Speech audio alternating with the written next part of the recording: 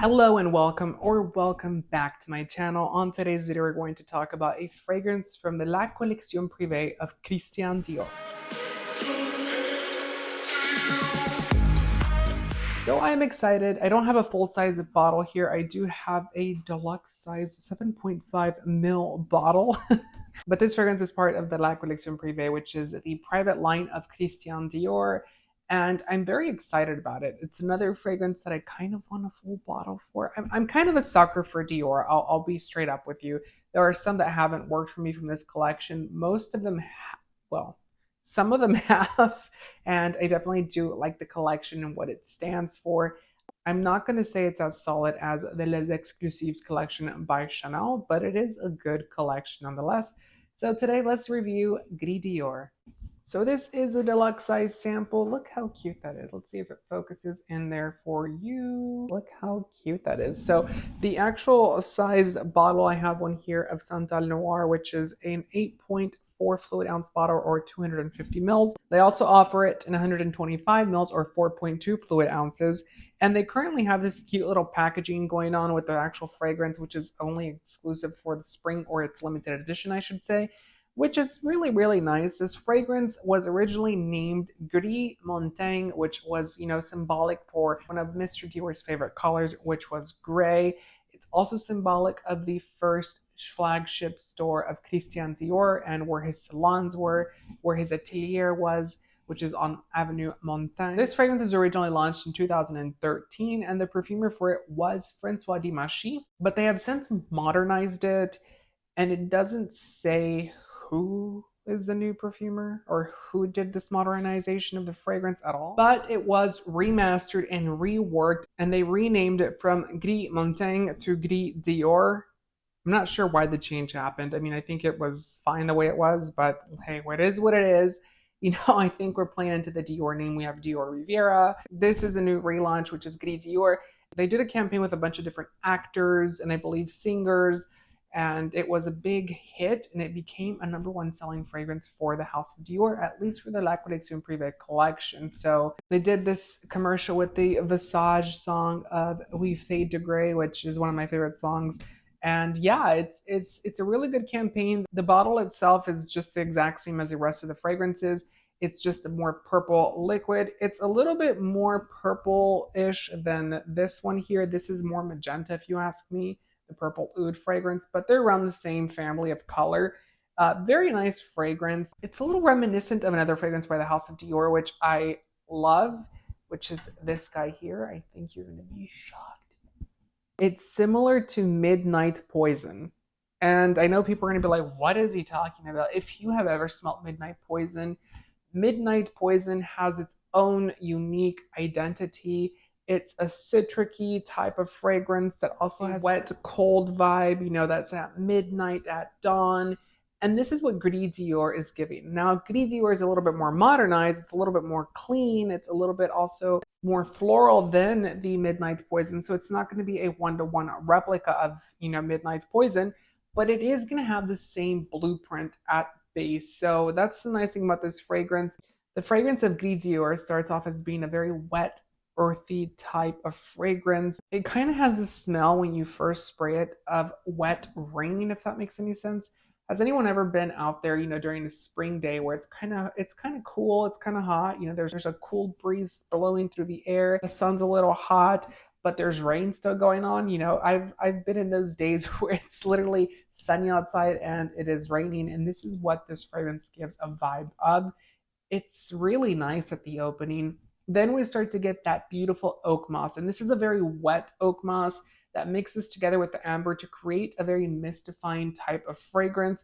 Then the earthy patchouli kicks in, and the earthy patchouli just makes this fragrance very different, very unique, very bold, very sexy, but it's also very soft, refined, and modern. For the notes in this fragrance, just if you want to know the entire note breakdown, we are getting Turkish rose, patchouli, oak moss, amber, cedar, sambac, jasmine, Calabrian bergamot, and sandalwood. And we get that jasmine that plays into this fragrance here.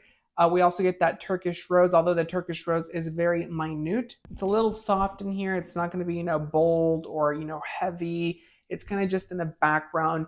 This fragrance kind of gives you that very dawn-ish vibe, or that very, nighttime, midnight. And I think that's why it kind of plays into Midnight Poison, because it's the dark, either the sun's setting or the sun is coming up.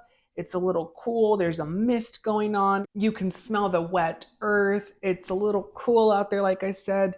And you get that floralness coming through with the wet earth around you. It's really a mesmerizing fragrance. Now, this one has better longevity than another one that I did a review on, which is Dior Riviera. It is not going to be one of the biggest or longest wearing fragrances because of the notes that it kind of has. The oak moss, the bergamot, the jasmine are not really long wearing actual notes in this fragrance, but it is going to have, anywhere from 4 to 5 hours of wear time, which is nice. I do like that about it. I wish it wore a little longer, but I will say that this fragrance is a little bit more cool compared to the Gris Montaigne formulation. That one was a little bit too heavy when it came on the floral notes, and it could kind of come off as grandma. I didn't dislike that fragrance. It was just not one that I was, gravitating towards. I do think that they modernized it and created a little bit more of a wearable fragrance when it comes to Gris Dior versus Gris Montaigne. I like the reformulation. I think I'm maybe buying into hype here. I don't know. I want the fragrance itself. I want the big bottle though, because it's one of those scents, like I said, it's not going to have the best longevity and wear time. So I would like an 8-ounce bottle so I could, reapply it as the day progresses if I want to wear that fragrance all day.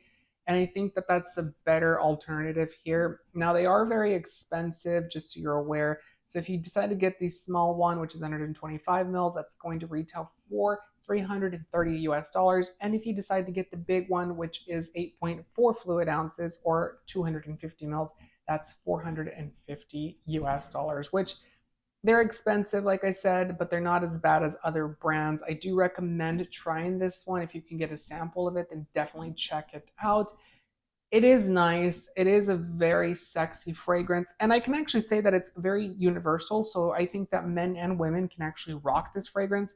The oak moss and the patchouli kind of butch this fragrance up and make a more earthy scent.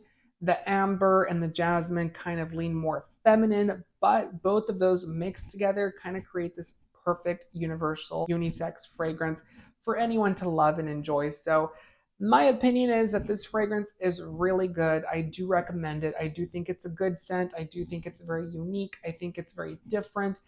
And I'm going to say this, in comparison to a lot of the other ones that Francois Dimashi launched, such as Sakura. I'm not a fan of that. I'm not a fan of Holy Peony. There's quite a few of them that he launched that were kind of lighter, more type of greenish type of scents and florals, kind of a botanical line that he was going for whenever he changed the name from La Collection Privée to La Maison Christian Dior. And I'm kind of glad that we're going back into the Privée era of Dior fragrances. There's an artistic quality to the fragrances themselves, and they are really, really well thought through. And I think this one, whoever the perfumer was, I think what happened is, I don't know who the perfumer is, but I think what happened is Francois Dimashi started it, Francis Kirksham finished it, and they decided to give neither one of them credit. I don't know. But I do like the fragrance. I do think it's really sexy. I think it's fun. It's unique. It's a nice new take for the House of Dior. And it kind of, changes directions from a lot of the other fragrances.